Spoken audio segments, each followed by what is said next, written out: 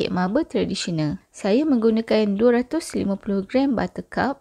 Buttercup ni saya biar pada suhu bilik dahulu sebelum digunakan. Masukkan 3/4 cawan gula caster. Putar adunan sampai warna dia jadi pucat.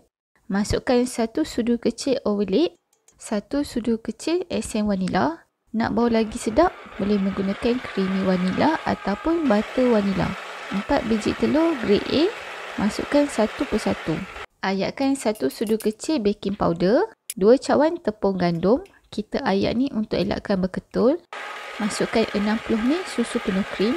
Putar dalam 10 minit. Bahagikan adunan kepada 2 bekas, 1 kosong, 1 lagi kita nak letak coklat. Masukkan 1 sudu besar serbuk koko, 1 sudu kecil dark coklat Emako.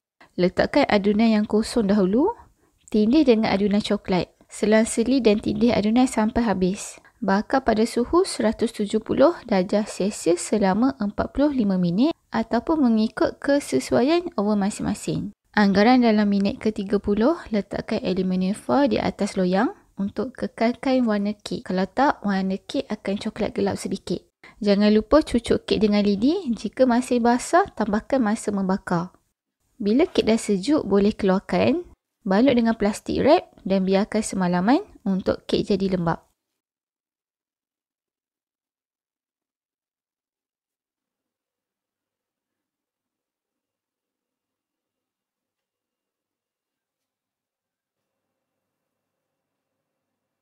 Terima kasih kerana menonton. Nantikan video yang akan datang.